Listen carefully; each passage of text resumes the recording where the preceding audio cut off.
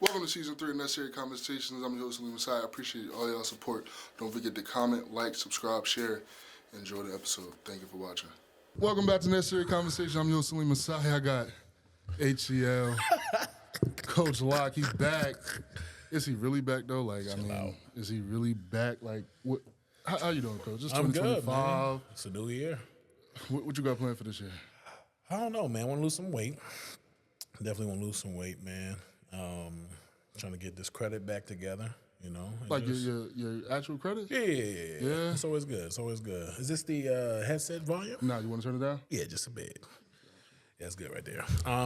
But now, yeah, you know, we get the credit back together, and you're taking me a vacation Where you going?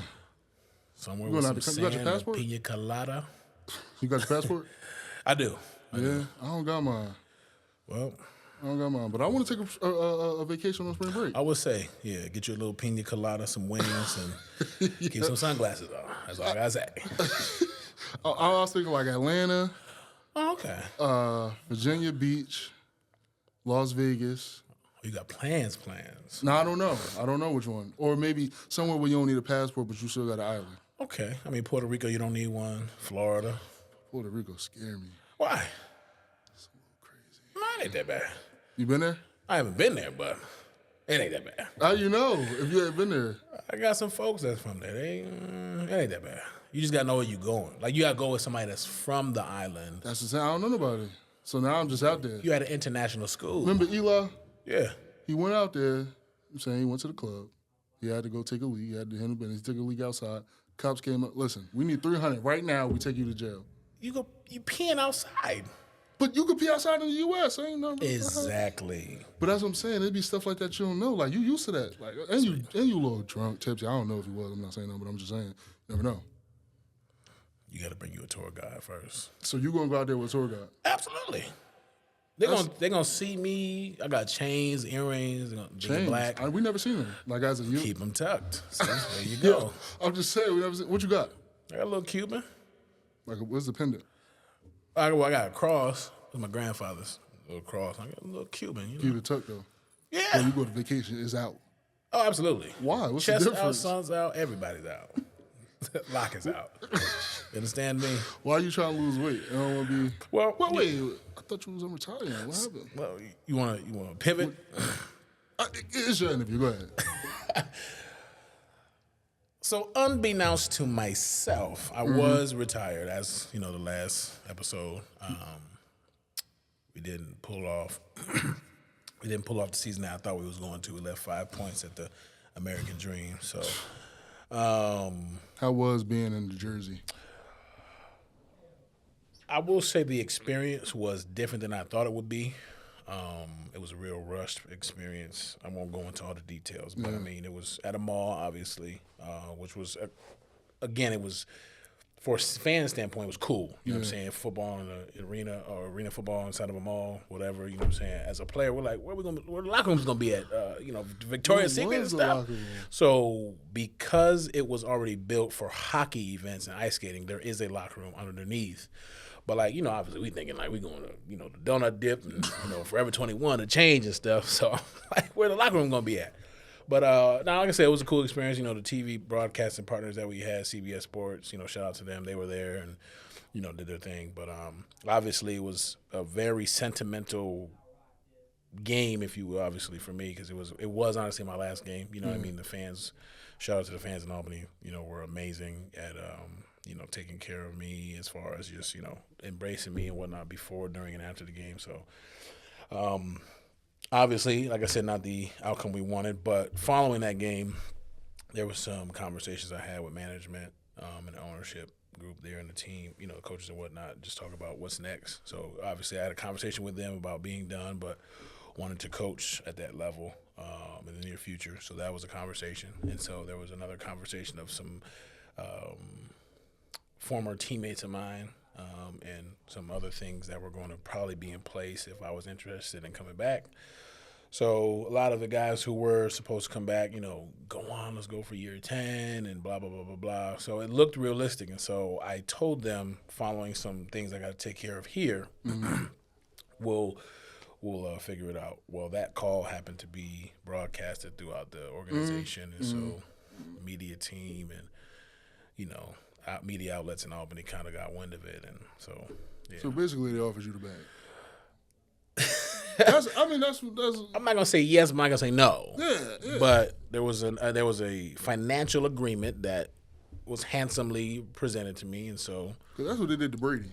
You in did. Massachusetts, he's in it makes sense. They did, and so there was other teams that also did reach out too. So, but like I said, right now I'm enjoying being home. I was a little bit beat up this season past, so the age is catching up, and so like I said, we got some time to deliberate with myself and the team moving forward. I probably won't make it to training camp, so. If I do make it, it'll probably be mid-season or whatever. But like I said, my main goal is to coach at that level. Playing for so long and having immersed myself in that game, I got a good sense of what I'm doing. So we'll see. So the last time you came on here, the last question we ended off with was, why did you decide to become a teacher? I'm not gonna lie, I went to school with a lot of people. Yeah. They get a degree in something. It's like, you a teacher? Like, I didn't see that from you. I didn't see them being a teacher. And everybody's a teacher now. What made you be a teacher? I didn't see myself being a teacher. So it kind of picked me. So when I was coming here as a student, I was studying criminal justice. Mm-hmm. Didn't know what I really wanted to do with it, but I just knew, if you're playing football, you're doing criminal justice or you're doing something like that. So it is what it is. 2019, I had got hurt in my off-season training for training camp, so I ended up not playing that year, not fully, I should say. But my whole old head coach over at Central, Coach Brower, he shout out to him, the D-line coach at Holy Cross. He was like, "Hey, we need a D-line coach, or we need another coach or whatever on the D-line. Would you be interested?" I was like, "Yeah, sure." And so that door opened to me then being a paraprofessional in the building, which was great because I get 2 checks. So hey, so anyway, that's kind of how education for me opened up, and then through the Springfield Public Schools, I was able to then go back and finish my degree. Obviously, I think we talked about my whole situation before, so that opened up that, and so falling in love with the kids and mentorship and coaching and just all that, and it kind of opened up my eyes to I can actually fall in love with a profession that I didn't see myself doing. Yeah. So COVID opened up a door for me to have more of a teacher role, if you will, and then kind of took off from there. And so now I'm at school down the street, SciTech, in-house teacher there, helping kids with their behavioral issues and going over things with them and how to better themselves. And again, just however I can implement mentorship, for our youth in this community is my biggest one goal. So, how hard was being a teacher through COVID? I'm talking about I loved it. Did you? I loved it. Why'd you love it? I was one of the kids. Yeah. I had the Call of Duty in the back or the Madden in the back. And, No, you not. Oh, yeah, absolutely. What? Absolutely. You was playing Call of Duty. Absolutely. So my regiment would be, so I had signed originally to play, and obviously the season canceled. So 21, we hear like, oh, the season going to start again. So I'm like, let me train. So my regiment, I swear, this is my regiment every single day, from Monday through Friday. 4 a.m., I work out, come back home, eat. 7 o'clock, I be in that waiting room on Zoom. 11:30, they knew Mr. Lockett going to the gym again. So I'll go back to the gym, train again. School would be done about noon, and then I'll have the rest of my day. And then Wednesdays was our longer day if kids needed help. But these kids, they wouldn't do it now. They wouldn't do it now. So, yeah, every day. And so the days that, I'll come home late from the gym, Xbox. So you'll present the assignment, so look, this is what y'all do. Absolutely. And you just turn around and go play the game. Nah, well, I'll be playing the game with them. It's English. It's English. So you play the game with the students? No. Oh, I mean, okay. I'll pause the game, but then help them out. But, we also had kids with special needs, too. So it's a lot. At first, I couldn't multitask, but I'll, find my niche. And then after that, it was a wrap. Yeah. But teaching during COVID was an experience. It was an experience. Is it better than in person? I mean, I don't know because I'm crazy. So I enjoy the interactions because the kids is nuts. Yeah. In person, on the computer, it don't matter. Yeah. But some people didn't like it. I think it didn't benefit the kids because they did obviously lax a lot in their education and their focus and whatnot. But I mean, I enjoyed it. You got to, again, in teaching, it doesn't matter if it's kids with special needs, regular class, the higher courses. I mean, you got to make it what it is. You know what I'm saying? I'm not saying you got to be the cool teacher. I'm not saying you got to be the boring teacher, but you got to have some type of impact where that kid can say, man, like, I didn't like geometry. I didn't like all this, but the teacher at least made it enjoyable. You know what I'm saying? Yeah. And that was something big for me when I was growing up. Like, not a huge math guy, not a huge science guy, but I enjoyed the teachers that I had because they made the course understandable, even to my depth of understanding that I needed. So. Would you be able to teach math? Oh, absolutely not. Absolutely not. I can't. I mean, I can. Yeah, nah. Why not? Nah. You're like maybe like a geometry, algebra 1. Nah. Pre-algebra? I didn't focus in none of them classes. I didn't get it. Follow the curriculum. Nah. You don't think so? You just straight English. Absolutely. That's just the easiest thing. Every job I've applied for to teach from here on out is English or PE. Or I do history. I can do history. You can't do science? Nah. Erosion and things of that nature? I don't know what you're saying. You're speaking Spanish. I don't know what you're saying. The rocks breaking down and stuff like that? Yeah, nah. Bill Nye. Science guy. You're not serious. I promise you. You gonna put on Bill Nye? I promise you. Absolutely. Are you one of those teachers who just, I ain't gonna lie, this kid, I'm gonna just pass him. Or they gotta work for the grade? It depends. You know what I'm saying? I can only do so much. Yeah. Like my daddy's. I can only tell you so many times. After that, you're going to have to slip and fall and find out how hard the floor is. You know what I'm saying? Yeah. And that's kind of like my idea. So I can keep being patient with a student, but by then, if you still cutting up, you're going to have to cut up. And the grade you get is the grade you get. It is what it is. You quick to call security on kids? Oh, absolutely. You going to talk back? The door is right there. What? Duh, you can't. Man, listen. The door is right there. you can't tell them to leave. Like. I give you 2 tries. The once, I'm going to give it to you because you probably going through something at home. That's okay. The second time, you're doing it on purpose. The third, you out the door. You just kicking them out.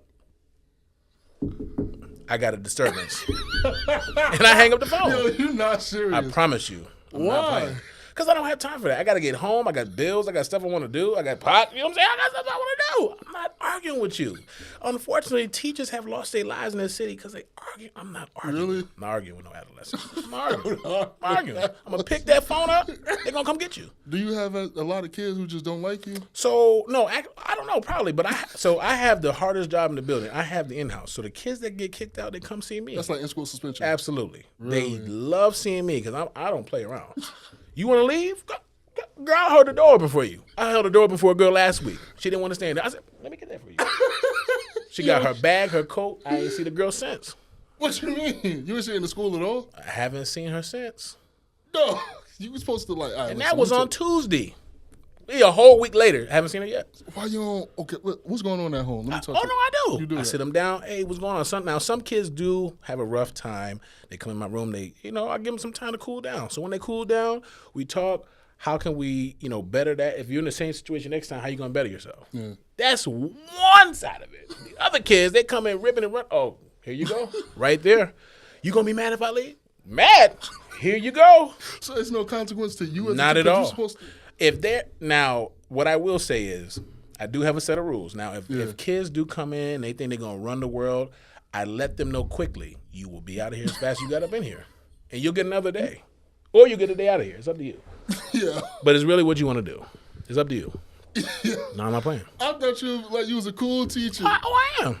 Absolutely. You can eat in my room. You can text. You can do all that. They can use their phones and everything. I don't care. As long as I don't see it. I'm psychological with it. So if this is their phone and I see it, I don't want to see it. So you got to put it in front of your bag or something like that. Psychologically, because I want them to know that there's rules here, but it's not jail. Yeah. You feel what I'm saying? Out of respect, I don't want to see your phone. Yeah. So put your bag, put it under the desk. I don't care, right? So some kids that get it, they get it. Other kids that you got to keep reminding, they a little slow. So it's fine. It is what it is. It's okay. We're gonna catch you up. Or you're going to hit that door. It's one of the two. You really be holding doors open? Last Tuesday. Before lunch, I said, here you go. Didn't see her since. Mm-hmm. Have you ever had a problem with a kid and y'all later got cool or whatever the case? Actually, yeah. So this young African-American kid, he came in, and I usually do like uniform duty in the morning. So that? so basically, there's a uniform policy. So I pretty much, hey, you know, you're not in uniform. We got to figure this out. You know what I'm saying? Kind of, yeah. It is what it is. You the cop in the school. I guess without no gun. That's why I don't stress. I don't got cuffs or a gun. We'll get to that later. I got some security stories for you. But anyway, the young black kid, you know what I'm saying? He was, you know, real aggressive, cussing me out one day. I was like, I bet I'm gonna see you later. You definitely gonna be on the hit list. I'll see you later. Man, about a month later, I'm at Chipotle in West Springfield, and he's in the back. I was like, oh snap, you got a job. Like I'm actually happy for the kid. Yeah. So you know, I'm checking out. He said, "Yo, Mister, what's up?" I said, "Man, I knew you did something good." Like, and I meant it for real. Like, but I was like, you know, I really, you know, I knew you did something positive. You know what I'm saying? I wasn't, you know, just joking around with him. So maybe 3 weeks later after that, I pulled him to the side and I said, "Listen, man, I want you to understand something. You're a young black man that's in the inner city that already gets a bad stigma. You don't want your first impression to be a bad one." Mm-hmm. I said, "Unfortunately, there's not a lot of black and brown teachers here." Right, so the stigma is with young black men and women. There's a stigma. You're in an inner city school. You know what I'm saying? Sometimes you're defiant. You don't want that to be stuck to you. Yeah. I said, so make sure your first impression is a good impression. And so from then, you know what I'm saying? It's a good morning. It's, you know, he's doing better with his uniform, but that's a realistic thing, you know what I'm saying? Because a lot of black and brown kids aren't hearing that. You feel what I'm saying? And I don't know if you have any experiences with that, but I have a lot of experiences that with where I'm the only black kid in my friend group, and so when they see us out, they looking at me like, oh, but nah, you know what I'm saying? I'm as cool as a cucumber, you know what I mean? And that's unfortunate that we have to live in a world like that. But if the younger generation doesn't hear that, they won't know. So then they'll get into situations where they're mad. Whether if they heard something like that, then they'd be like, okay, I see that I got to be able to navigate differently when I'm around different people. And it's a sucky way to live, but that's how I believe is how it's got to be. You know what I'm saying? Because God forbid your younger brothers come to Springfield, Massachusetts. They don't know no better. So it's like if they don't leave a good impression, they're going to have that for however long they're here. Yeah. And that might not even be their personalities. You know what I'm saying? Yeah. So, but like I said, joking all aside, though, I really do enjoy connecting with kids of all races and backgrounds or whatever, because you just never know what's going on at home. You know what I'm saying? You can tell since COVID, there's been a huge decline in kids of interacting and wanting to, you know, better themselves. You know what I mean? So however I can do that, I'll definitely bring a humor aspect to it. But I mean, at the end of the day, whatever I can do is what I'm going to do. Could you see yourself retiring as a teacher? So not as a teacher. My main goal now has to be to become an administrator, right? And so I have rarely seen black and brown men and women in those positions. And I think, you know, I'm not really big on the whole race thing, right? But I think it is something that the more that we go, it's important, because the more we go on, the more you're seeing a lot of black and brown students coming through these public schools. Yeah. And it's not that a Caucasian male or woman cannot do the job, but I think it's an easier conversation when you're in front of parents to differentiate the problems that's going on. Like I can relate to kids that are growing up in a black and brown home compared to somebody who doesn't. You feel what I'm saying? So I can understand like different social cues and different things that's going on at home compared to somebody that's not. You know what I mean? And again, that's not taking away from their hard work that they've done to get to this job. For sure. I just think there needs to be more people that look like us in those positions.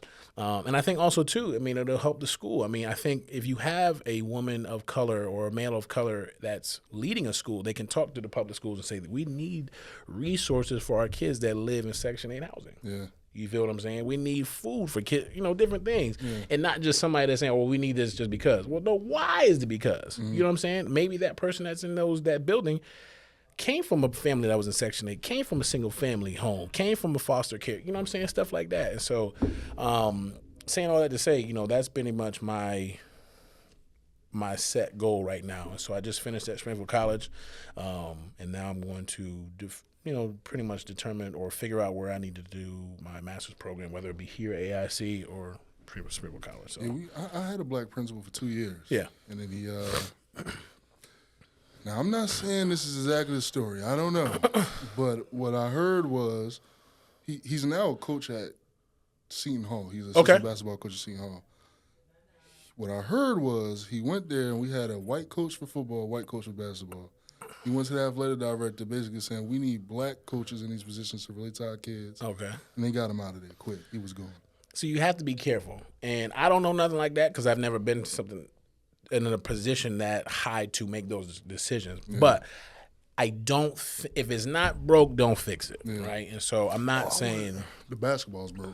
Well, yeah, right. And so I'm not saying let's jump right to a black coach, right? But I'm saying get some diversity in there. It don't have to just be that, and that's what I'm saying. So if we can, if that's the case, then don't abuse your power, right? So I'm not going to say the white coach is lesser than the black coach or vice versa, but I'm saying whoever gets the job done gets the job done. And I think, if you look at the head coach from Notre Dame, right, he was mentioning on live that I don't care if I'm a black coach or not. I just want to be a good coach that can coach young men well. You know what I'm saying? So if it's not going to, if I'm blue, that's a good coach. You see what I'm saying? And so that's mainly my viewpoint too. It's not that I want to be a principal because I'm black, right? It's because I know I can do the job well, and that when I walk into a room with people that look like me, they can relate and hopefully not have a standoffish approach, but can at least co-labor with me to get to some type of resolution. Listen, I couldn't be a principal. This is not for me. Kids and me, and I'll be absent. It's okay. You don't have to come to school that day. I wouldn't mind it. I hold the absent record in Union High School for absences of all time. Really? I probably got 140 something. Nah. Maybe somewhere in there. I probably had that. Nah, nothing even close to that. My mom was not playing that. If you're not dead, if you're not at the morgue, you're going to school. See, a lot of those absences are flawed. Like, I'm not gonna lie. Okay. A lot of those absences are flawed. A lot of those absences are about 87, real number. I'm definitely still in 100. Oh, whoa. In the 40. 120. It was 67 for like 1 year.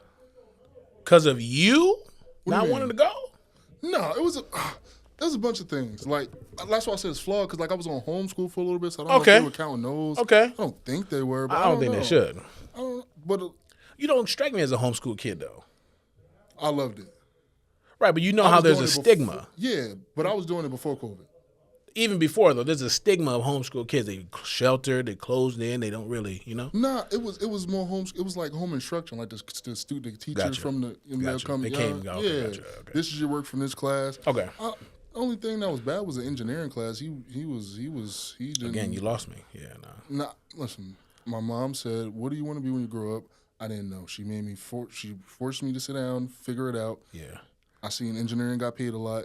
You could build airplanes. I thought it was like Legos. They didn't tell me it was all this math. I got in the classroom, got on the software, it was a little different, measurements, and that was the end of that. Nah, yeah. And me and Mr. Aspie, we just didn't get along. His name don't even sound like you get along. It doesn't even matter. Yeah. So, as being a teacher, do you ever wake up and be like, yeah, not today? Man, look. Because it's 180 days. 180 long days. You see how to go into the mic? Long days. I'm telling you. Like 7 o'clock, what you go, 7:30? 7:20 to 2:20 every day. Listen, I'll tell you like this. The days that we're in now, snow days, I cannot wait. Matter of fact, I go to bed late the night before. I look at the forecast because I know when that 787 number called me at 5 in the morning, I'm tucked in. Due to inclement weather, Springfield Public School. What? Don't talk to me. The day's already been over. As soon as I press end, the day's over. You just in the bed for absolutely. Day. And some days, I'm not gonna lie. In my younger years of teaching, I definitely I was like, yeah, I'm going out. You gotta take a mental day, especially in education. You gotta take a mental day because it's a lot. Yeah, it's a lot, man. Especially because a lot of kids, most of these kids don't got dads. You know what I'm saying? Or they don't have a positive male figure. So every day you gotta be to school doing anything. Mister, I need. Yeah, I'm gonna take this long weekend.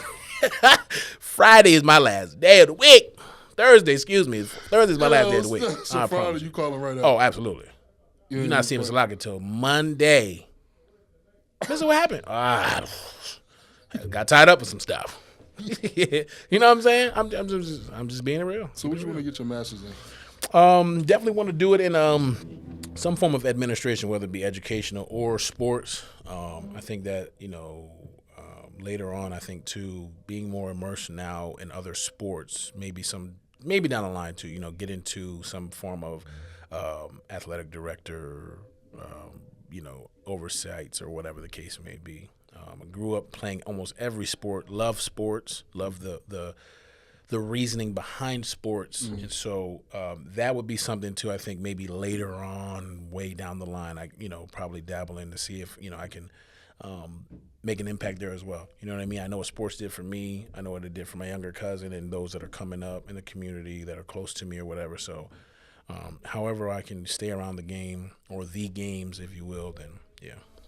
I mean, you being an athlete growing up, you probably didn't care about school as much. No.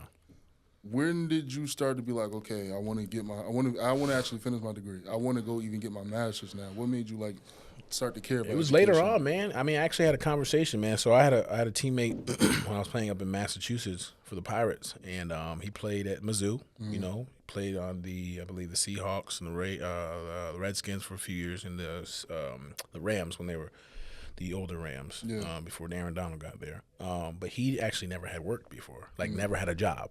It was all football from middle school to the league. And I've been working since I left here. You know what I'm saying? So I understand what a 9 to 5 is and overtime and not going to work when you know what I'm saying? Stuff like that. And so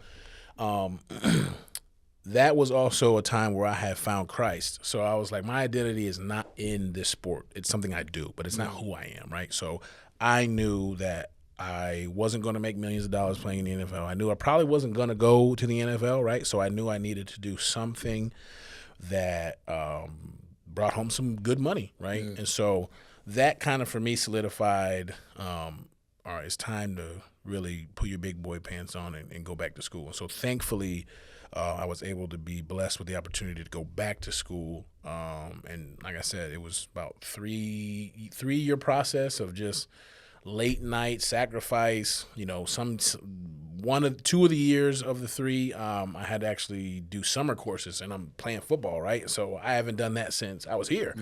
So having a, and obviously that's my job at the time. So from 6 a.m. to 2 p.m., I'm a football player, and then the rest of the time is school. You know what I mean? So some nights, we be coming off of the road, whether it's a win or loss, and I'm at the airport, trying to get this paper due before midnight, or emailing professors, or we out too late showing out, and I gotta, funny side story. We were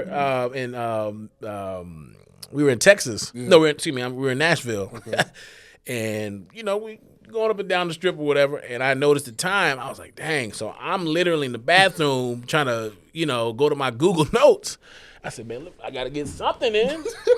Folks bumping me and stuff. And I was like, let me finish this paper. So, again, these are the things that you got to sacrifice for things you want. And so, I really wanted this degree. And this is a huge sentiment to me, because it was like, you really didn't allow the circumstances that occurred to stop you. And so now it's like, okay, can you do the master's? And so it's like, I believe you can. So it's like, how do you take the steps to prepare, and, time, and what else do you need to sacrifice and stuff like that? So, yeah. I mean, listen, the master thing is, I'm doing it. I was about to say, you're doing it, right? Yeah. Just whoever sends me the answers. I'm hearing you. Whoever sends me the answers. And now, this class Sean Bell took. I forget what it's called. I don't want to remember. But from what he's telling me, he's going to send me so I'm prepared. Cool. Off the record. On the record. Listen, you don't care. Got it. They still got to run the degree. I paid for it. You're right. Yeah. No, you're right. I'm just playing. Not cheating. I'm doing everything by myself. The math, everything. Anyway, crazy. This unretirement thing, man. Yeah. How many times we gonna do this? Nah, man. So let me set the record straight. Please do. Let's do it. I retired 2 times. Yeah. 21. Now, this is the official story. So whoever sees the name that shall not be named, and the people know what that means, this is what it is. Okay. 21. Yeah. We win a championship. Okay. 2 championship on Saturday. I don't know the date. Sometime in August. Yeah. Let's say August, some Saturday in August. That 3 days later, I go to the office where the ownership is at, everything, and sit down with that head coach at the time. He says, "Hey, we want to re-sign you." Okay. I said, "Bet.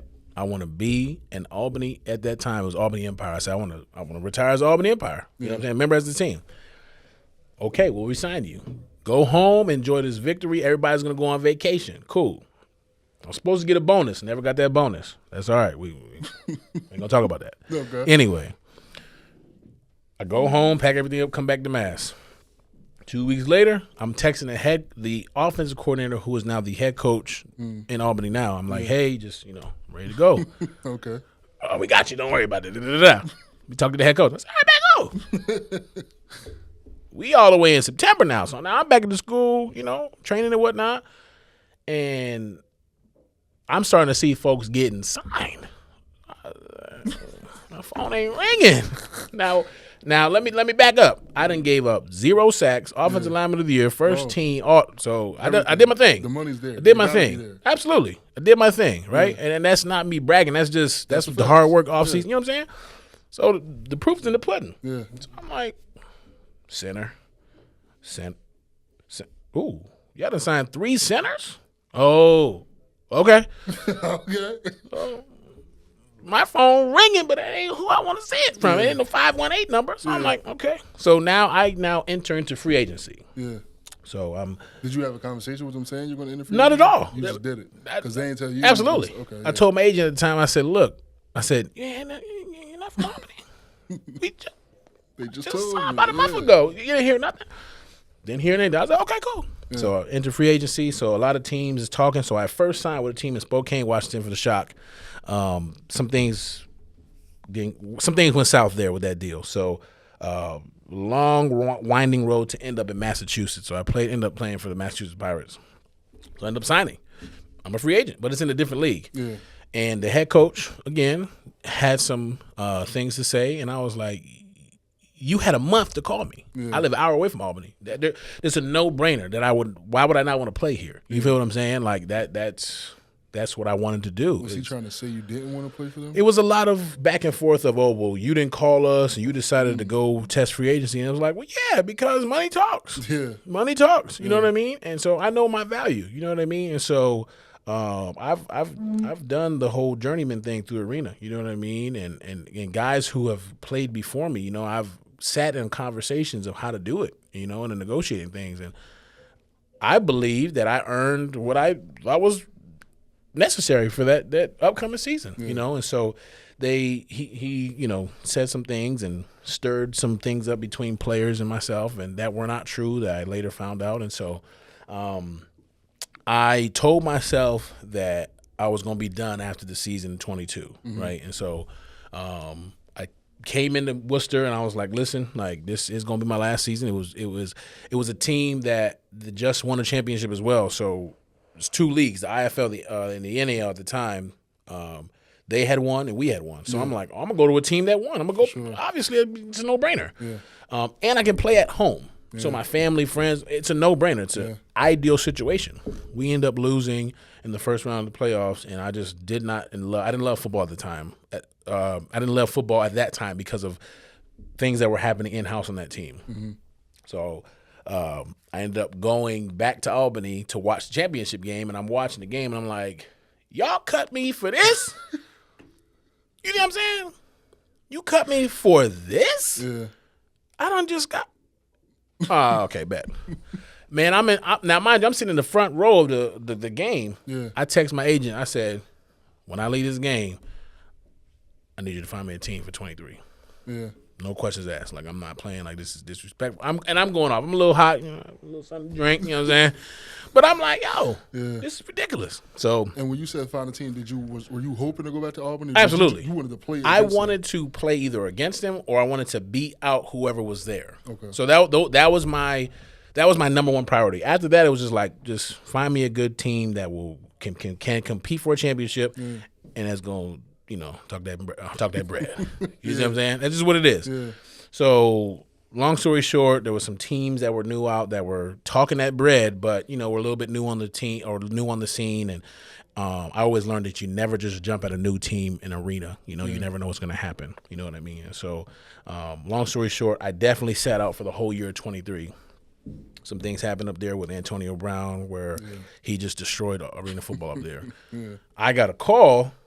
Again, I'm retired now. I'm like chilling. Like, don't call me. I'm at home. I ain't working out. I ain't doing nothing. Yeah. I got a call from the head coach now, Coach Ware. Football might be coming back to the Capitol. And I said, just hung up just like that was it. I was like, oh, okay. Texting some people that played there with me prior. I'm like, yo, I'm hearing crickets. I'm like, yeah, I'm playing around, bro. Then it's getting bigger and bigger and bigger. And so a fan reached out to me and was like, did you hear the news? And I was like, no. And then finally the news broke that Albany would have a football team back, the Firebirds. And so I texted the head coach. I said, if you need a center, I'll go to the gym right now. I was in Planet Fitness that night, and that was it. So I then decided after that, I was like, this is really going to be it, because I saw the end was coming soon, and I'm older now, and you know, I'm not young anymore. In arena football, it you know, if you play long, you know, it's the same if you play outdoors. Your body gets beat up, especially playing on the line. And so I made that decision well on in the beginning, and I saw the roster we were building and who was coming there and coaching staff and, you know, all the front office stuff. It was great.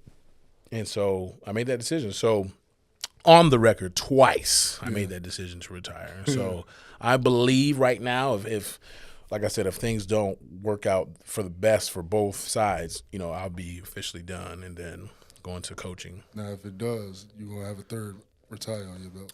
No, I'm not even going to announce it. No? I'm not even going to announce it. And I didn't want to announce this either because I don't want to play with folks' emotions. You know what I mean? I did a wonderful few interviews with the Times Union paper out there and a few ESPN radios out there. So I wanted it to be obviously a fairy tale ending. Obviously, win a championship, you get to retire, sail off into the sunset, all that stuff. But obviously, that was not how it happened. But you know, me going back to play is not to play with folks' emotions. You know what I mean? The fan base out there is great.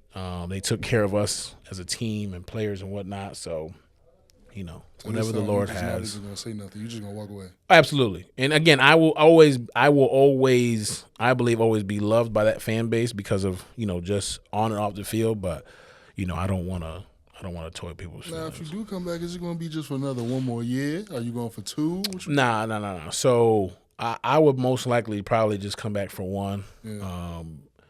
I know the limitations my body went last year and just some things I was going through at the time too. So it's like I don't want to push it. You know what I mean? You don't want to.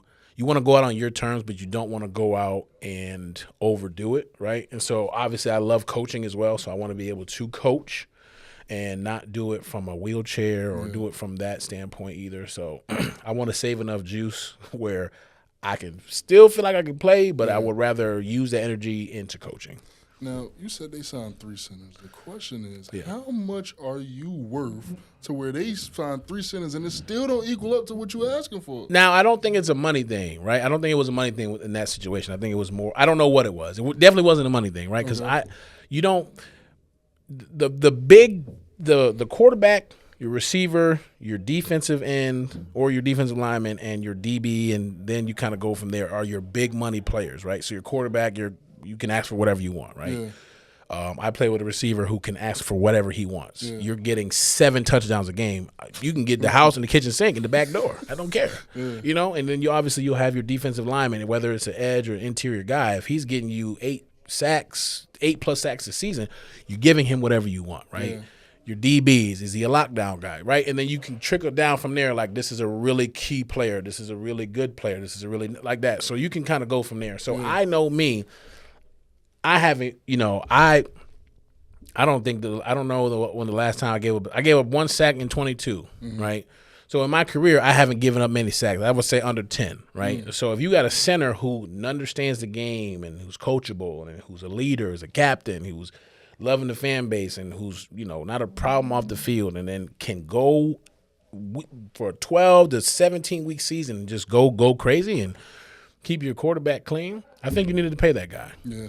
I think you need to pay that guy. So that's how I always negotiated when I got older. You know what I'm saying? Like, I'm older now, and, I'm obviously going to, have to find ways to stay relevant in the game. And clearly, by the grace of God, I made first team again, you know what I mean, this last season. So it's like the proof is in the pudding, you know what I mean? And so now I think later in my stage, I don't have to worry about the money. I think it's me and the ownership of whatever team can come to that agreement, right? Because I'm not going to ask for anything egregious, but I know they're not going to also do the same. You know what I mean? So I think in that situation, it was more of just a pride thing, I don't know, So, and like I said, you ain't wasting money with me. I'm an hour away. I'm an hour away. You're not going to waste money with me. We're going to meet in the middle, and we're going to get the deal done. But he decided to go other ways. Talk about coaching. First of all, we still call you Coach Lock? Or? It's fine. That's fine. Yeah, I'd rather have that title. That's fine. Okay. Yeah, that's fine. HCL or? I don't know about that. Do you want them to know what that means? that you can put that in the caption. I'm asking. Do you want them to know what that means? All right, let me know. I could. So you was coaching here now. I was, yeah. Was that means past tense? Yeah. I mean now. Yeah. Like, what do we? Everybody, team is gonna watch this. They want to know where's Coach Lock. It was news to me. What? That you left. Yeah. I ain't know. Yeah. I'm thinking. I'm saying. I'm like, well, he had the situation. Okay, cool. Yeah. He's sick. What happened to him? Oh, he left. What are you talking about? I did step away. Tuesday come, then you didn't leave. So what we doing? I stepped away. Coaching right now was just not. I had just got home. I had some injuries and some personal things that I had to take care of. You know what I'm saying? And some of them, were going to take me away from coaching mentally, right? Yeah. And so I've always been coached at a high level. I've always played at a high level. And then when I became a coach, I coached at a high level. And so knowing the rich history that we have here with winning and the changing of guards, if you will, with the head coaches, and knowing Coach Chip's philosophy and his view of winning, you know what I mean? I believed it was going to be a disservice for the offensive line and the entire team if I was not fully invested in the team. You know what I'm saying? So I had to make some tough decisions as to walking away from the football aspect of AIC. And obviously I wanted to stay here at some capacity, so obviously continue to do the FCAs, which we will be starting up soon for the second semester. But, like I said, it was a tough decision, but I think it was the best decision for me. Obviously, I'm in a better position where I was now. So who knows what'll happen with me in AIC football. So, I mean, like I said, I would love to. Obviously, there would have to be a conversation with myself and Coach Chip. Yeah. Obviously, he's wants to build a roster, including a coaching staff that will be on the same mission as him, and that's to win. You know what I mean, and to bring winning back to State Street.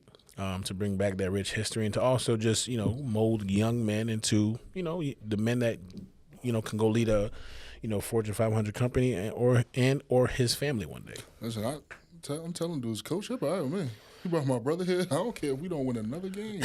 I'm good. Nah, I don't. I believe. I believe. We can win. Yeah, I believe so. I think his mentality, is different from other coaches that have been here prior and now have and then moved into that position.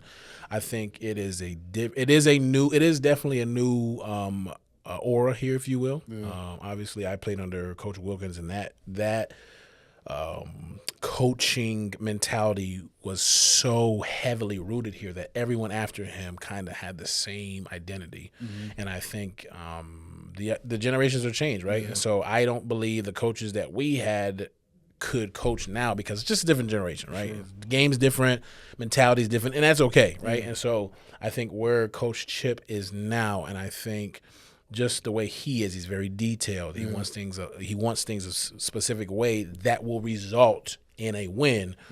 I think is what this program needs. And I think if kids that come to this school, if they just buy into that, the school will see victory.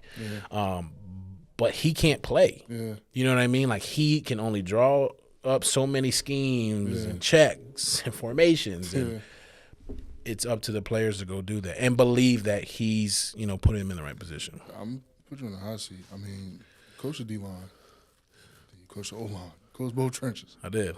Which one did you like coaching better? I don't know, man. I mean, Don't personality. do All right, so this. personality-wise, the D-line is different. Boy, it's different. I'm talking about Eric Jennings, Jennings, Nevin, Mike, Ben Lazo. Jalen. Yeah. Yeah.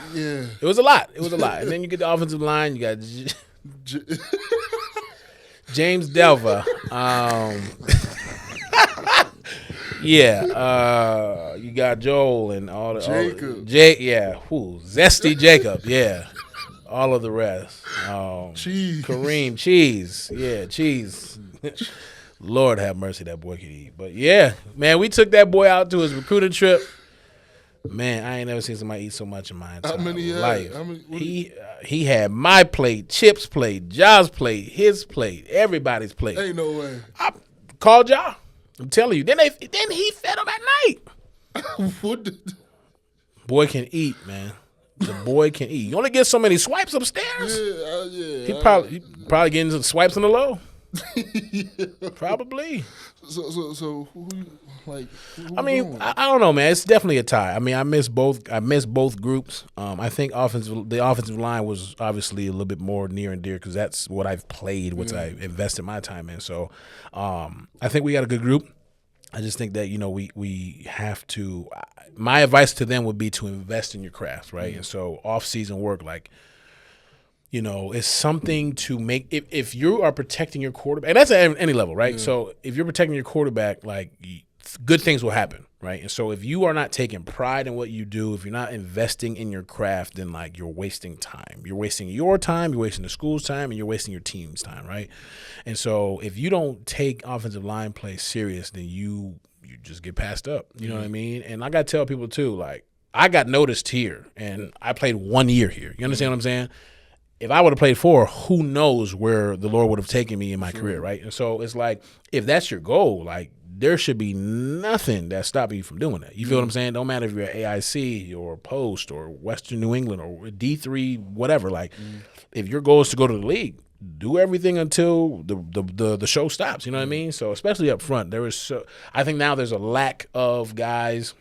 Even in the NFL, there's just the offensive line play is not great. You know what I mean? And I don't know. I don't know. I mean, obviously, I'm not in the league, so I can't speak to that. But I at least know enough to say, if there's not a pride there, then, especially on this level, it's scholarship D2 football. If you're not taking pride in that, and especially, I mean, look at the athletes that you sit. Come on now, you got. And again, I play with a really great running back, but you got this brother back there. Deke is generational athlete. You know what I'm saying? I wish we had him here alongside with the guys we had. You know what I'm saying? You got Cephas. You know what I'm saying? You got these receiving core. So, and obviously whoever else is. The Lamar Jackson, the other side of him. Connor, crazy. Boy. Connor is crazy. I did not see that. Nah, no. I didn't see it. He's from Jersey, so I should have expected. Oh, I'm sorry. Yeah, sorry. But I didn't know. I didn't know either. I didn't know. But again, that's one of Chip's guys. Yeah. You see what I'm saying? So obviously the man knows what he's doing as far as recruiting is concerned. So like I said, at the top, if the kids believe in the guy, hey, ceiling is high. Obviously, you're big in your faith. How did you get started with FCA? So I came home from my championship run in 21, and that's when I was really seeing how God is opening up doors to athletics. And I was on Facebook one day just scrolling, and I saw a flyer for FCA. I'm like, what the heck is FCA? And it was Fellowship of Christian Athletes. And it was like, if you want to know more, click the button. Yeah. Click the button and say, hey, my name's Sean Lockett, professional football athlete, professional football player, former student athlete of AIC. I see you guys, saw it under the page or whatever. Would love to learn more about it. Met with Dan Barnes, our area rep, and it was kind of from there, that was it. We had a great conversation. This when I was teaching over at Central, so I was trying to get a huddle/Bible study, what we call a Bible study, a huddle, over at Central. It wasn't going, and I don't know what happened, but I bumped into Coach Conti, and familiar name. His sister works with me. He's familiar we're familiar with each other. We're from this area, played sports, whatever, etc. We had a conversation one day. I started doing FCA huddles in the football office, and then I was kind of like started from there. It's been great. You know, obviously we're growing now, obviously, and it's amazing, man. It's really cool to obviously some sermons that have athletics tied into it obviously can, you know, hopefully encourage these student athletes, but it's also really great to just center it on Christ, you know what I mean? And that's the main focal point, you feel what I'm saying? And I encourage all athletes here, student athletes, or if you're not an athlete, please join us, Fellowship of Christian Athletes Bible Studies, 6:30, Tuesdays and Thursdays in Breck 108. But it's an amazing thing. I mean, you've obviously been strong going there, man, and it's a beautiful thing that we can come together, and obviously you guys are sacrificing your time to, you know, hear this guy, you know, talk about God and take whatever you are getting from it, man, and really just allowing it to mold and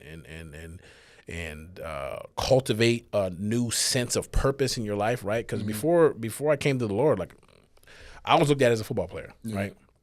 And knowing who Christ is like you're more than that, right? And so that for me is so fulfilling.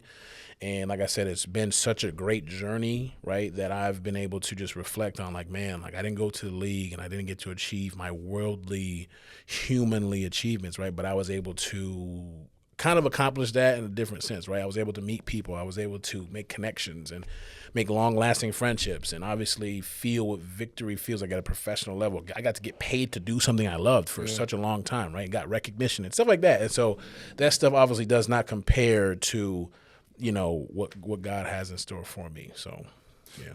Do you see yourself becoming a preacher one day? So that is what I do see for the near future.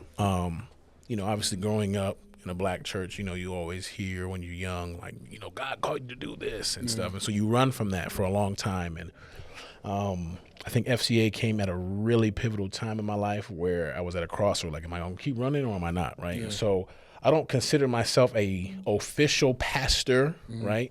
But I do believe very soon that I will be in a position to get the proper training and immerse myself in the proper doctrine to become a pastor at some capacity. I would love to, you know, even like if it would be a school chaplain for, you know, teams here or whatever, you know what I mean? But whatever God has in store, you know, in 2025, I'm open to it, especially for whatever it is concerning ministry is concerned. But right now, man, I'm just going to treat, you know, obviously you guys at FCA as, you know, the people that God has insured me with, you know, and to be mindful of, right? Because I think nowadays that people go to church and they put their hope in man, and then man fails them, and now they don't go to church anymore. And it shouldn't be that. You should be going for him, not me. You feel what I'm saying? And so even like when you guys come to FCA, it shouldn't be about Coach Lockett. It should be about I'm going to find out more or just going to find out about who Christ is. You see what I'm saying? And I think that is what brings so much, they use the term church hurt, right? You go to a church and a human didn't say hi to you in the morning, so I ain't going back to that church. Or they didn't sing my favorite song during worship, or that pastor is always talking about money, or that pastor is showing out in the street. Like, that's because you're going for a human being. You're not going for the main purpose, which is Christ. You feel what I'm saying?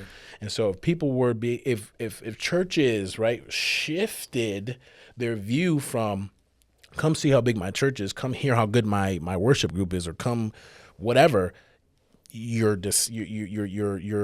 distracting them from Christ. They should be coming as they are to hear about him through you. For sure. Right. And so that's my biggest goal when I, you know, prepare for our Bible studies, is for you guys to not hear or see me. It's to hear and see Christ. Yeah. You know, listen, we got a lot of kids on the team, like we in college. Yeah.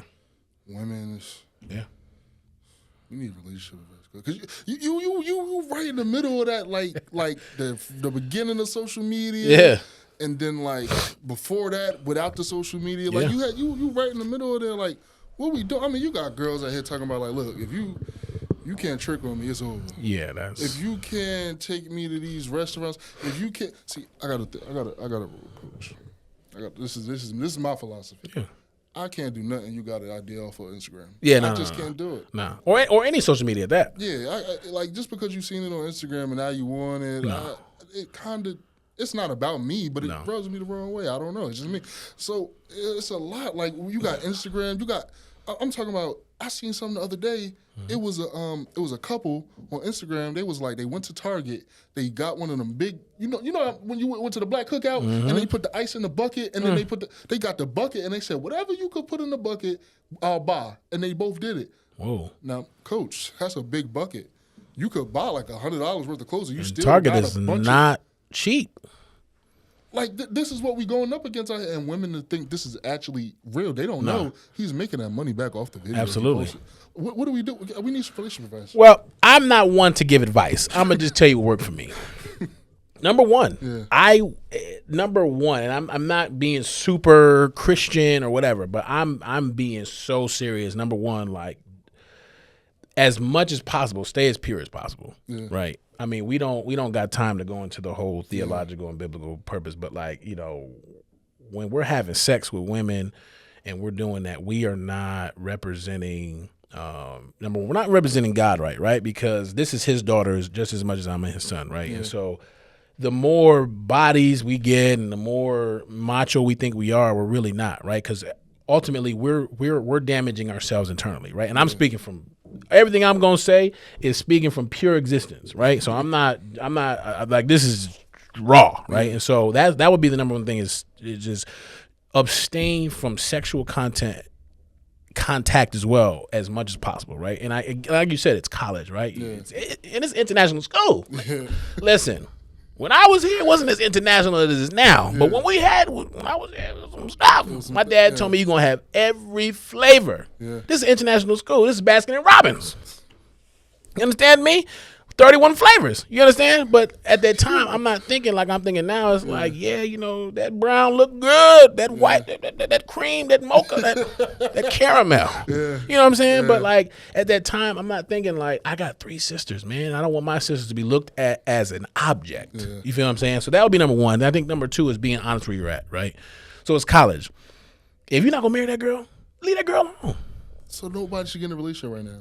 I'm not saying that, but I'm saying if you know that I think also social media has damaged marriage, right? And I came from a divorced family, right? So I don't know what a longevity looks like in marriage, but I've seen other families or friends that have parents that 25, 30 plus years, and that's beautiful, right? But that's because that was a choice and a sacrifice. That person woke up and said, I'm going to choose this woman. I'm going to choose this man every single day, right? And so having values and having boundaries. But I think for people that are dating in college, I think is set some boundaries. You know what I'm saying? There's so much temptation. It's not just the bedroom. It's a lot of things. There's parties. There's opportunities for jobs. You might be from Jersey and that girl might be from Cali. When y'all graduate, that's a conversation. What are you going to do? You know what I'm saying? So it's got to come down to, I see myself with this person for the long haul. But you got to get in a relationship and get some time to know that, don't you? You do. And I think as a man, we all know. You know what I'm saying? I'm dating somebody right now and I know. You know what I'm saying? I know. You know what I'm saying? And so it comes, and we've been created to be the leader, right? So no woman can submit or lead to a brother that just ain't got no plans, right? If you don't have a 5-year plan as a young man in college, what are you doing? And I'm not saying like, I want to be at the top of my job. No, I want to save $100, right? I'm just thinking small. But what is your 5-year plan? I had a 5-year plan when I was here, right? And I was smoking and joking and fooling around, but I still had a 5-year plan. And every single year, every 5 years, it would reset. If I didn't check off one of my goals at 5 year, well, it's going to move to the next 5. You know what I'm saying?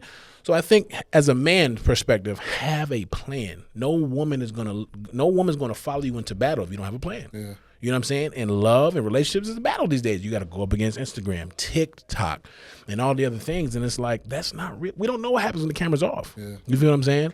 And then I think the third thing is just be honest. If you just trying to throw it back for some yak, hey, it is what it is. They not going for it if you don't, though. But that's what I'm saying. What does that mean? Just the word. Yeah, like if you're not being honest, then it is what it is. And young ladies, respect yourself. Stop walking out here half naked. It's 3 degrees out. Y'all know I wear shorts year round. I got sweats on.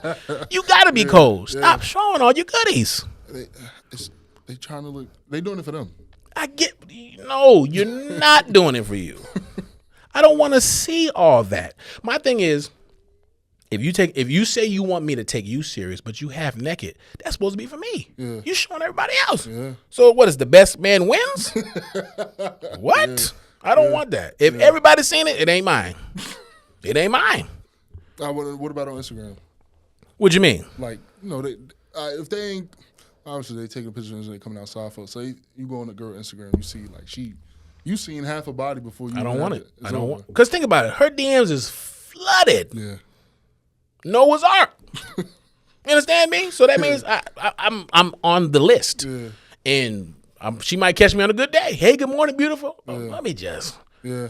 What? No. Like they got options at that point. But everybody got their taste. So I'm not degrading anybody. I'm not doing that. But I'm just saying, if a man is serious about a woman, and she's not carrying herself. Let's say it like this. If you had a good relationship with your mom, right, you probably would want to find a woman that had the qualities, some of them in your mother, right? So if your mother was a very decent woman, was very respectful, you would want that in you because that connection was your very first true love or first love, if you will, right? So my opinion, I'm always looking for someone with my mother's qualities, not a mother quality, because I don't want a woman raising me. I want somebody to co-labor with me. You feel what I'm saying? So if you're finding that in a woman, invest. If you're not, don't waste your time. If she what that man for the streets, don't do it. Don't do it. Don't do it. Don't waste your time, because then she'll obviously see like, wow, that guy was actually really cool. I'll give you a story. I was here. I ain't gonna say the girl name, but I was feeling, you know what I'm saying, a little snow bunny. You know what I'm saying? And we was friends, you know what I'm saying? But she was doing her thing. She was enjoying college. I'll leave it at that. And I said, oh, yeah, nah, we good. We good. I'm gonna chill. We going to the rugby party, we going to baseball, we chilling. One night I'm out with the guys, I get a call. Oh, can you? I said, whoa, what you need me for? You got Jimmy, Johnny, Big Bob, you know what I'm saying? You got names for every day of the week. I come back, whatever, cool. There's a situation, so I kind of handle it and, help her out through that night. And long story short, we ended up dating for about 2 years, you know what I'm saying? But I knew it might not have went far because I knew my boundaries. Even as a young man who just got out of high school, who just got out of a relationship in high school, I'm not saved at the time, so I got an idea of what I want a relationship to be, but I don't know.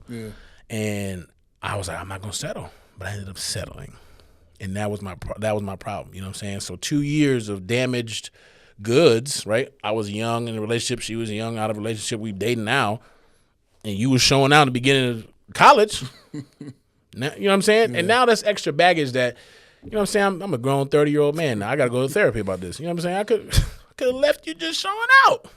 You know what I'm saying? It's less of a copay. You know what I'm saying? I'm just being real. Less of a copay. I mean, Coach, it's just how you get how. I would just say, man, just keep your head down, and again, how you know she the one? How do you know if she's the one? I believe you know that she's the one when every box, and I mean every box, is checked, even boxes you didn't know. When she reassures you when you need reassurance and you don't know you need reassurance. When you can have a conversation with her, be vulnerable, and she don't attack you for being vulnerable. When she allows you to be a man, when she steps back and says, wow, that's a good man, even in his flaws, even in his mistakes, even in the moments where like he tried really hard and he still failed and he's feeling bad and she got your back, that's how you know.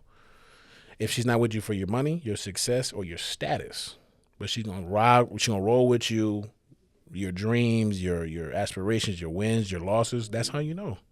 And I'm not, what's that dude named, Kevin Samuels? I'm not him. You know what I'm saying? I'm not a love doctor. I'm not Hitch. But I done dabbled, if you will, and I, came up short a few times. You know what I mean? But I believe I found somebody now that I believe could be the one, and we've invested time where we've had conversations like this, and I've given her the male perspective, and she's given me the female perspective. And a lot of things that I've said is what she does. You know what I mean? She's not on social media showing out and showing everything for everybody, and she's not entertaining every man that gives her attention just because y'all fighting and stuff. That's high school stuff. That's immaturity. If a woman is mature in her femininity, then you know that you can build with that woman. And again, this ain't no, try it and see. This is just what worked for me. Yeah. And this is, where I'm at now.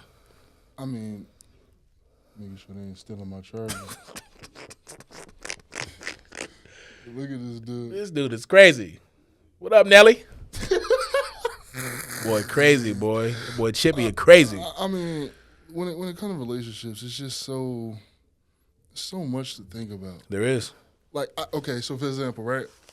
Do you believe in the 50-50 thing? Because dudes are talking about, listen, I ain't going 50-50 with my girlfriend. I'm going 50-50. She a roommate. Like, I mean, I grew up in a house where my dad took care of most of the bills, right? So everybody's upbringing is different, right? Yeah. So I grew up with a man that you're going to take care of the bills and protect and love and stuff like that. So obviously us now growing up, we got to remix it a little bit. I believe that, 50-50 is okay. Yeah. But I think that as a conversation needs to be had. Yeah. Who's making the most?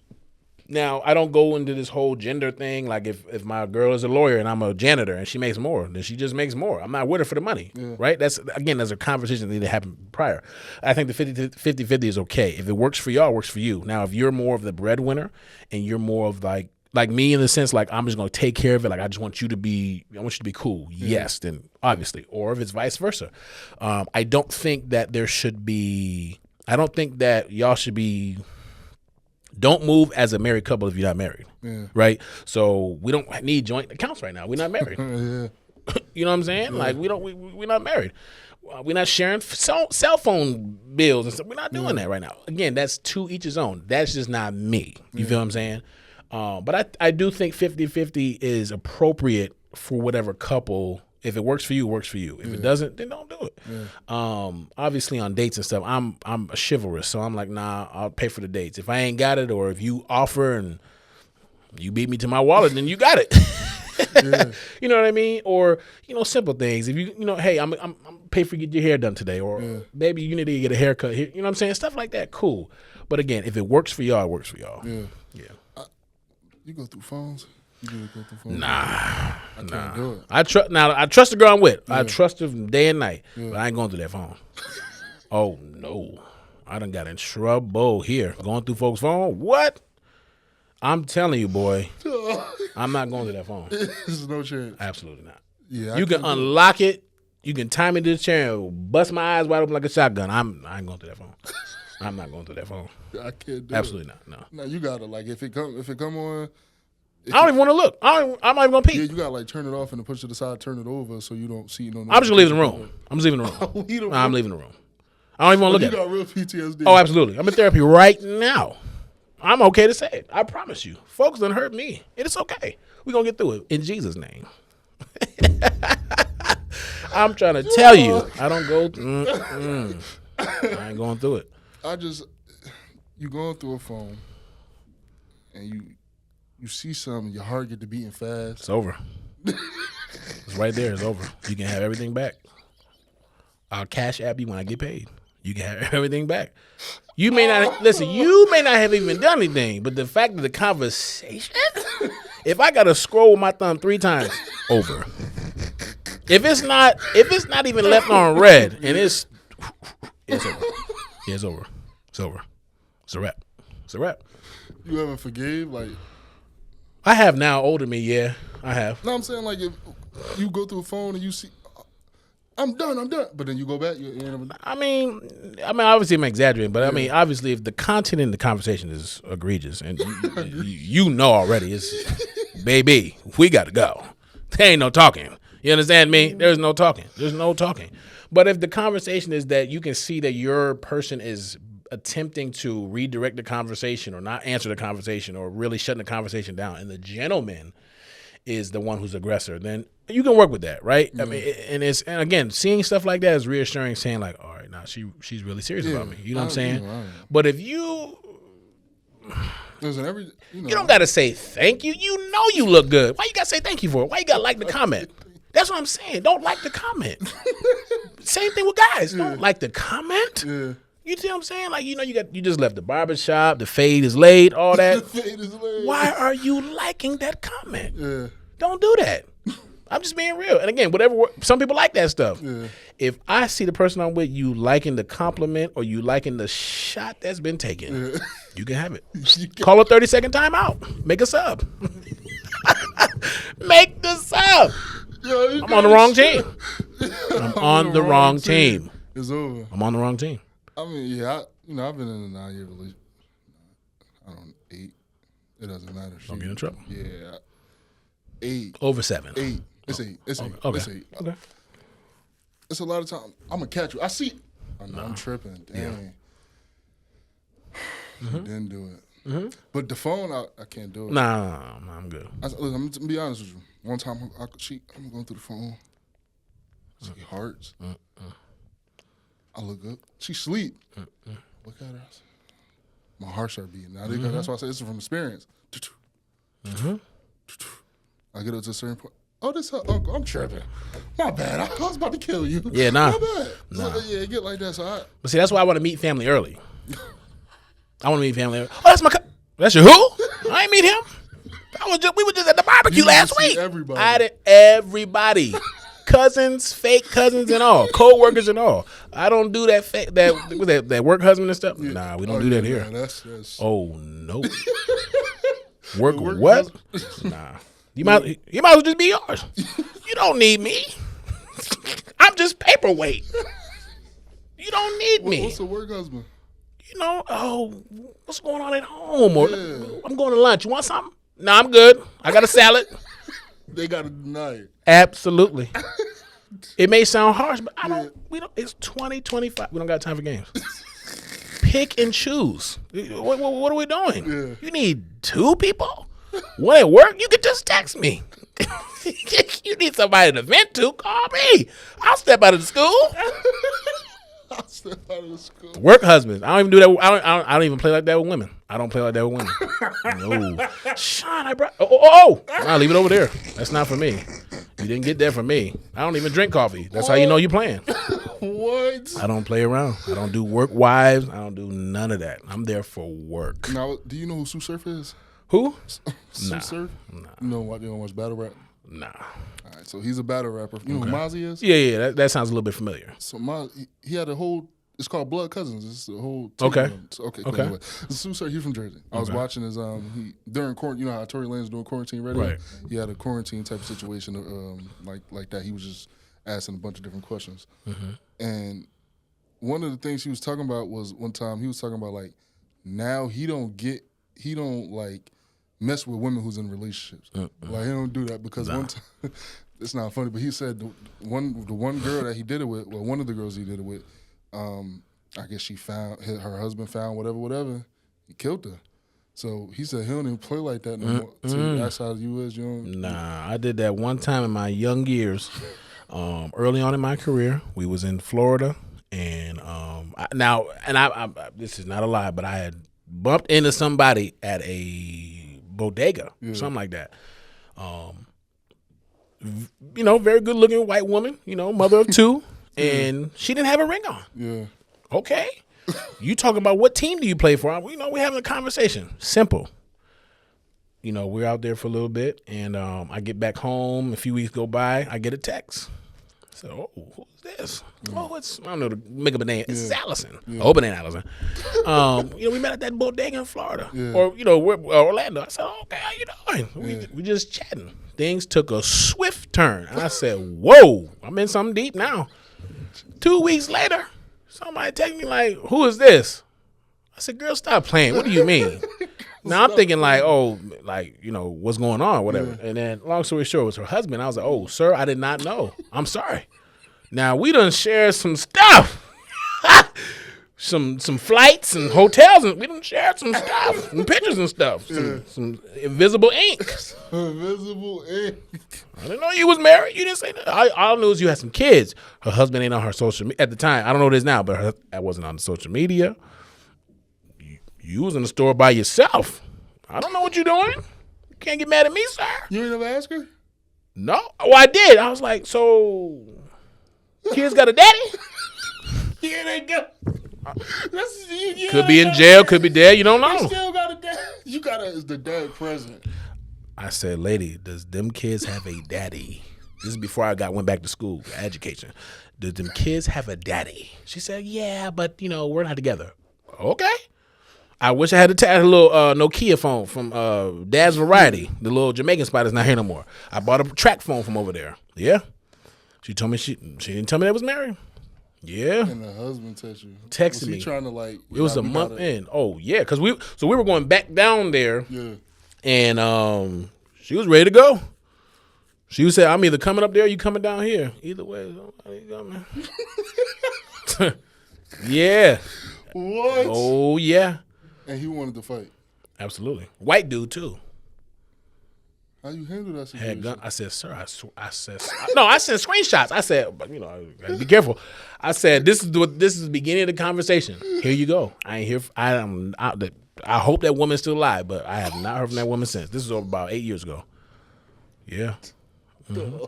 Pre-Christ. Ever since then, you don't even know. Oh no, I don't. So how do you? But if you gotta. How do you know if she's lying or not? You could tell conversations. If you only texting me at weird hours of the night, yeah, you got somebody. If you moving like a man, too, because we all know we have that time. 2 a.m. Yeah. Hey, what you doing? Oh, I'm in the gym. It's 3 a.m. What you doing? There's no gym open at that time. What you doing? Yeah. So if you're moving like a guy and the communication's off, something's up. And I used to not deal with women with kids. Just because my experiences have been rough. Yeah. Some women, the girl I'm with now, she has a son. Yeah. So that's not bad. But I've dealt with women with kids, and that's another one. You got to be careful with that because, you're dealing with another man's child. You know what I mean? So it gets tricky, but, it all predicates on the mom. If she's, with her stuff, then she's not going to let nothing happen. But now listen, you talk about, so you got a kid yourself. I do. How is it? It's great, man. It was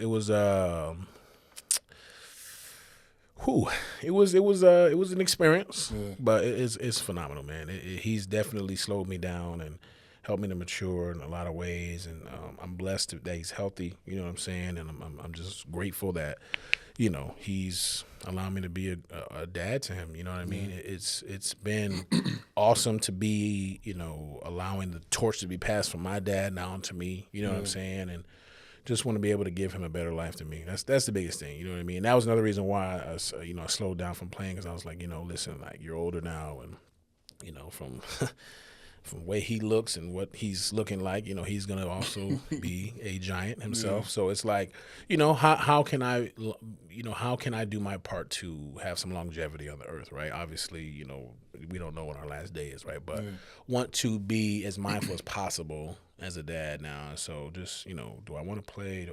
If you get hurt, you know what I mean? Like, what is he going to be? Is he going to benefit from you playing again? So, but no, man, it's been awesome. It's been awesome.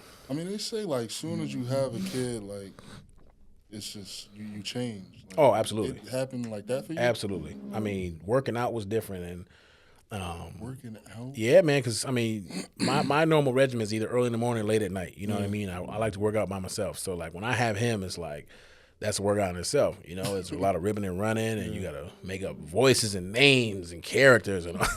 It's a full-time job, and I take my hat off to a lot of single moms out there. I came from one as well, so I understand how hard it is that they have to do it sometimes to hold it down, especially when you have boys. You know what I mean? It's not easy. You know what I mean? But you definitely do change. I don't want to give a dad bod an excuse, right? So that's why going into this year I want to lose some weight. You know. But nah, man, it's been phenomenal. You want to have more? Yeah, man. I mean, what you got for me? I mean, what you mean? What you mean? Add more to what? I said, do you want to have more kids? Oh, do I want to have more? I'm sorry. I think so. This has been a conversation with my new partner, and she obviously has one. So, whatever the Lord has for us, Like, if you could choose, if you could throw a number out there. So before I had my son now, I really wanted 5. And that was for purposes of, wanting kids to be athletes and whatnot. You wanted to pull a LaMelo ball? Absolutely. Okay. Absolutely. Now where I'm at is I think now I'm okay with, maybe one or two more. Raising kids is not it's not easy, right? But it's also it's rewarding, right? So I think 5 kids would be wild. Like God would have to tell me like you having 5. And I'm like, oh okay. You gonna have to provide because if I like to eat, them 5 more got to eat too. They really expensive like that? Oh, absolutely. I mean, this boy don't stop eating. I'm like, boy, you like your dad.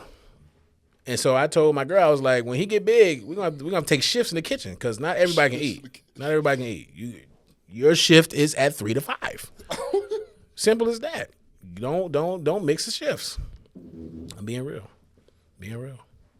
So when your shift? Whenever. I'm buying it. I'm buying it. Ain't no shift. I'm like the dad from Everybody Hates Chris. You wasting 17 cents of that cereal. Come on, now what you doing? Yo, 17. Absolutely. Is that serious? Listen, when you have a kid, I'm telling y'all, when y'all have kids, I don't care what job you get, that money shrinks, boy. Really? Absolutely. I mean, for just food-wise? Food, clothes. I mean, mine growing rapidly, so I got to buy him a new pair of clothes every other week. Every other week. So. But like I said, God is good, and, he's a healthy baby, and, we'll see where, the Lord takes him. You said you had some security stories before we get out of here. Man, yeah. I mean, the biggest thing I would say is, so I had, let me give you some background. So I had many jobs growing up. You know what I'm saying? I had no joke, I had about 13 jobs.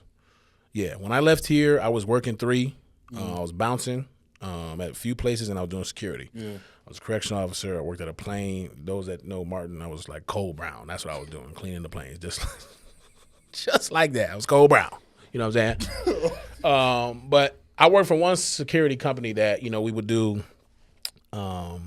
We did a lot of. They had me at a lot of different sites, and so a few of the sites were local grocery stores, and the big Ys and Stop and Shops. If you're familiar with the area, so there's one particular time. So my shifts was from 5 to 9, 4 hours. And I had my thing, I had my routine. I get there on time, whether I have dinner with me or not. I get there on time. I go sign in. How you doing? Let them know the security presence here. Now, I'm not no cop, but I'm a security presence. Somebody steals some produce, I'll get them. They stealing money, they're gone. I don't have a gun. I'm not stopping them. If they go through that register, I don't got no gun. They leaving with $100 today. They leaving with that money today. I promise you. I'm going home at 9 o'clock. So you ain't never somebody tried to steal money before? Probably. And you ain't stop them? Not at all. If you stealing money, that means you have a weapon. Think about it like this. If I'm going to steal food, who's going to shoot somebody over some lettuce? Yeah, if they are stealing money, they have a weapon. Yeah. I'm telling you. So I do my normal routine. Yeah. I go inside, sign the book, boom, do my little 2 laps, and I park at a night so I can see the whole thing. I got my little subway. So the dude come over and say, he goes, some kids doing wheelies over there. I'm like, oh, okay. What you want me to do about that? Oh, we don't want them in the parking lot. Liability. So, all right, cool. Let me finish this half of my sub. This is one of them little shopping cart workers. Okay. Little young kid. So I slowly make my way on over there, and then he goes, "Oh, and by the way, there's a lady who said, can you watch her car?" I said, "That's not really what we do. Who is she important? Like, is she like a dignitary? Like, who is she? Oh no, she's just a regular. Well, she better regularly watch her car because they don't pay me for that. They pay me to watch the lot, not the cars in the lot. That is not my job. So whatever, I pull up on these kids, and I said, "Hey, y'all, come here real quick." I said, listen, this ain't coming from me. But, yeah, because you got to let them know first. Now, you got to let them know this ain't coming from me. I'm just minding my business. The people that big Y, they don't want y'all ripping and running in the parking lot. You go do that over. Mind you, it's a plaza. I said, there's tons of space to go do all that. Go do that over there. The kid that's talking to me said, okay, man, my bad. The girl was like, man, don't tell me what to do. I said, oh, yep, you got to go. You got to go. You got to go. Because now you're talking back. Now I'm going to call the police. I'm going to make an anonymous call. We got kids here and they're doing stuff they're not supposed to be doing. Oh, absolutely. And this lady worried about her car. You ain't going to just straight up tell them, like, yeah, I'm the officer over here. You can see it. I'm in the car. I'm in the car with the lights and you the uniform. You ain't going to tell, yeah, I'm the work over here. Nah, not at all. I'm snitching. I'm dry snitching. Because why you going to talk back? I didn't yell at y'all. I didn't say, hey, get up. I said, hey, come here. I'm eating my sandwich. What you talking about? This parking lot got tons of stuff. So, you know what I'm saying? So he trying to calm her down. They leave. Cool. So I go back to my spot. It's about an hour later now. I'm like, dang, man, I'm kind of hungry. So I go back inside, give me some chips, come back out. The same kids pull back up. Now I'm like, all right, now y'all playing around. So the girl looking at me, and she riding. She just looking. I'm like, I ain't bothering with you because it is what it is. I get off in about an hour. Did you call the cops the first time? Nah, it gets better. Okay. They go inside and they steal. So the same kid that came and told me about them at the beginning, he said, hey, weigh me down. I'm thinking something going on. He said, them kids that we told you about, they back.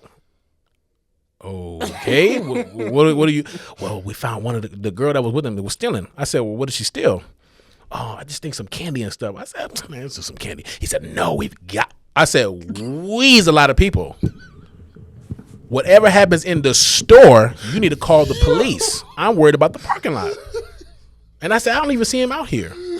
So long story short, I come back about 3 weeks later. The manager talked to me, some black lady. She was like, yeah, so what happened when you was here? I was like, ma'am, this is exactly what happened. Your little pushing cart worker came to me, talking about the kids, the lady with it, whatever. I asked him kindly. I said, you can check the cameras. Because right underneath where I was at was where the conversation was, the cameras at. I told him, hey, you know, with the big Y, I don't want you guys over here. If you could please move down, whatever. Yeah. Cool. Later on, they came back. I guess they stole. I said, ma'am, they don't contract us to do anything outside of this parking lot. Y'all gotta be having a breakdancing contest on aisle 7. I can't break it up. I'm worried about the parking lot. She said, no, it's okay. You know, he's young and, you know, he really loves his job. I said, well, I love my job too. But I'm not gonna love it past death. Kids got a knife on him stealing some candy and some stuff. I'm going home at 9 o'clock. Man, I don't play. That's why I don't do security anymore, man. People, and that's another thing. People out there that do security, you don't have a gun. Yeah. And even if you do, you're not a cop. They don't get y'all a taser or nothing? No, they give you a notepad. You got to document every hour. Yeah. Document what? What's going on? So if it's just cars coming in and out, nothing crazy happen, what do you document? Patrolled parking lot for an hour. Or patrolled parking lot. And then obviously if you got like notes like patrol parking lot, asterisk, incident with car accident, whatever, something like that. What? Yeah, every hour. Yeah. That's what I'm saying. Like I'm going home. You're telling me somebody stole money? You got to dial 3 numbers. They'll figure it out. Don't call me. Don't call me. They'll figure it out. It's crazy. So if they come running out, you ain't going to run them like drive them down? Now I'm going to ask like, whoa, what's going on? And then he say, oh, he had us at gunpoint. I can't grab my phone fast enough. Did somebody call already? Like, come on now. No. What if they on hold? I'm not for some. No. I'm getting paid $12. That's gas money. I'm getting paid $12. That's an extra side job. I'm going home at the end of the night. They held you at gunpoint? Nah. That's why I couldn't work in no armored, like the banks and stuff. Nah, I couldn't do it. Oh, why not? They don't really rob those and all like that anymore. Nah, I don't. It could be just the right day. It could be just me. Hey, dog, look. I give you my employee. What? You can have my employee ID. What you gonna do? Hit that thing. Get whatever you need to get. You got about 8 minutes to get away. You gonna tell them everything? Absolutely. In front of everybody? Bro, I'm going home. You can get another job. You can't get another life. I'm going home. Yo, nah, I promise you. Giving the security ID though is like crazy. Man, I'm not. You can get another job. You can't get another life. But like, you just giving it up. Absolutely. I'm not dying. I was bouncing at a club not too long, or about a few years ago. Some dude got out of jail. That day. Yeah. 8 hours prior to me going to that club. Somebody bumped him, grabbed his sister in an inappropriate manner. He pulled the heat out. Now, I'm about 12 feet from him. I see the gun pull out. I said, "Oh, whoa! I'm filling in for somebody." I ran the other way. The other security guard said, "Yo, where you going?" I said, "Got a gun." He said, "But you got security on." You ran the other way. Does this say Iron Man? Does this? No. What am I gonna do with this a gun? You ran the other way. I promise you, I did. I'm not dying. How's that gonna look? I'm laying in the casket and like, dang, why did he? Dang. So what did dude do to stop him? Did the other security? The security guards like disarmed him. But what if he just lets that thing rip? Now I'm in the hospital. I gotta go to work my main job on Monday.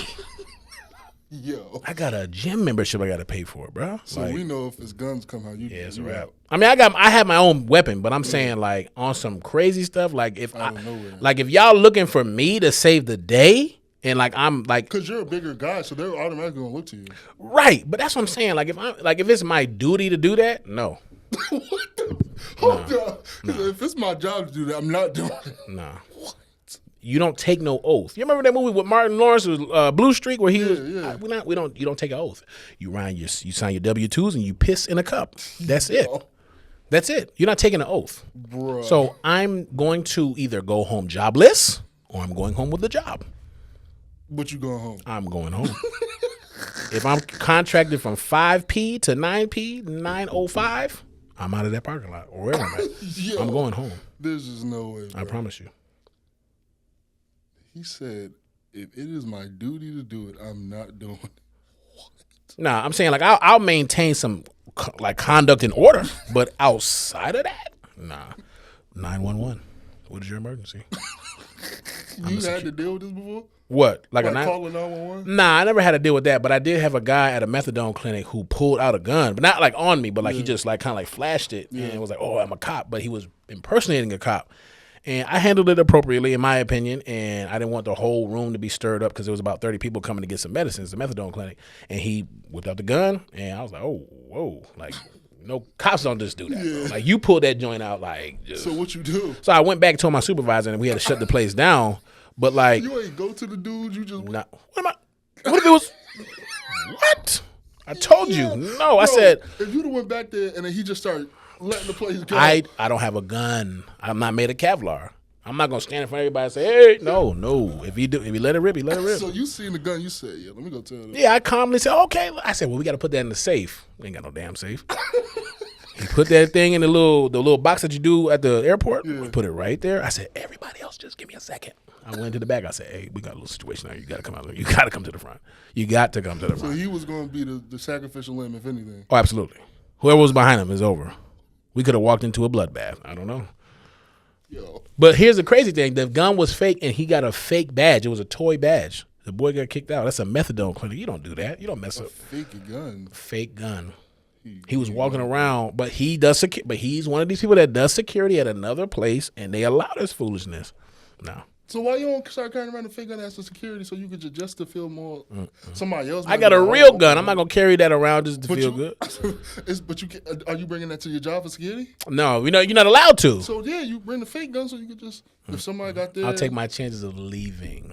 You just gonna leave. Absolutely, I'm gonna leave and call. I'm leaving and dialing. I'm taking cover and saying, "Hey, there's a situation going on." Dude, like Call of Duty. I'm gonna talk to somebody. I'm like, "Yo, no, chill," and then he just. Bow. Gone. I'm out of there. 4340. Absolutely. Call me Prime. I'm out of there. Bro, you I'm gonna backpedal like a DB. Backpedal. Immediately. I'm going home at the end of the night. I'm not playing. Yo, you gotta relax. Just letting you know. Listen. You got anything? You got anything coming up? Nah, nothing really, man. Just like I said, FCA will be going on Tuesdays and Thursdays. Also, InterVarsity is another on-campus ministry that's during C hour. Other than that, man. Just like I said, preparing to see everybody come back, and just want to extend the invitation to all students here, no matter if you're an athlete or not. Just come on out, hear the word of God, come have some fun. We'll be having more interactive nights where you guys can, interact and, pizza, stuff like that. I want to make it more, more homey and whatnot. But like I said, everybody's more than welcome to come out. TikTok back. TikTok is back, and yeah, I don't know which way to look at it, but I'm glad it's back. I don't know who got it back, but Trump. That's what they say. Well, Then he said, "I need half of the company." Yeah. Yeah, I don't know. You can only enjoy so much. You can only enjoy something so much, and then people got to ruin it. So whatever he want to do with that half, I don't know. He's a businessman. A couple billion. No, I don't know. Just lower these student loans. That's all I'm worried about. Yeah, it's still coming for me. Come get these student loans. I thought teachers aren't y'all essential workers. Y'all gotta. I mean, they take care of a little something. Take care of the light bill, but I need the whole thing. You want everything going. Absolutely. I really believe that student loans shouldn't even be a thing. Why?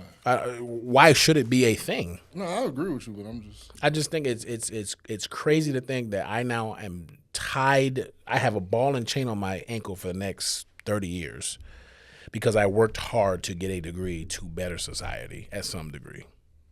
I just think that's this generation talking about not paying it. Oh, I'm not. Oh, absolutely not. I'm going to give what I can give, but if I go, I'm going. What does that even mean? I can't take that with me when they put me in the ground. I think they take that from your family. Like, if you got an insurance policy, they take that from your family. Nah. I got to read the fine print, but nah. They're not going to get that from me. 30 years? Nah. That's how much your loan probably. Could be. You ain't even look at it. I'm going to the lowest amount. I'm going to give you what I can give you. You're not going to do the every month thing? Some people do it every month. What? Paid off their student loans every month. Oh, I'm going to do that, but I'm talking about I'm getting the lowest. You might just throw a little 25, 50. Absolutely. I got real bills. I got a phone bill. Got a car note. If I don't have a car, I can't go to the job. And if I can't go to the job, you ain't getting your money. So it don't matter. What I'm saying. Some people talk about not touching it. Like, nah, it's not smart to not touch it, but I'm going to give them what I can give them. That's just going to be sitting there for a little bit. Absolutely. You might not make a dent in that till you're something like 18. Might not ever. Might not ever. Nah, might not ever. No. Listen, I appreciate you coming on that shit conversation. Appreciate you for having me. Let's do the movie. So, what are we in? January, March. The end of March is usually the spring game. What? Nah, I'm just calculating. You said you graduated. Did you walk? Nah, we walk in May. Why They only have one graduation. But usually community college have two. Nah, it's not community. You want to go Holyoke, right? Nah, Springfield College. They're 4-year. Springfield College they don't got a lot of schools. I thought so too, but nah, they're a private school. I heard private schools don't have multiple graduations. They just have one. Saving money, I guess. Listen, I appreciate you coming on. Appreciate you for having me. I hope we see you at spring game as a coach. You might see me as a coach. You might see me selling hot dogs. You might not see me. I don't know. Selling hot dogs? Hey. All right, I don't even want to know what that means. No Diddy. For y'all, that's questionable. No Diddy. It's really questionable. Some of y'all you can't mention anything. Things. You say hot dogs, you can do popcorn. I'm just saying. That's the first thing that popped in your brain. See, some of your viewers going to be like, Coach Lock, what's that boy name? You know what I'm talking about. What's his name? Tell me his name. What's his name? Coach Lock. What's his name? The receiver. You know what I'm talking about. You talking about me? Yes, Coach Lock. Pause, Coach, pause. Like, nah, I don't need to pause. I'm secure. You always talk about I'm secure. Because I am. But it don't really got nothing to. But that's what I'm saying. If you're not secure, then you got to be, I can't talk about hot dog weenies or whatever. You can talk about it. You just got to say pause. But see, I shouldn't have to stop mid-sentence. For those that's questionable, pause. So y'all didn't do that back when you was growing up? No. Either you was or you wasn't. So on that note, Yeah. That's your conversation. I'm just Saleem Messiah. We out.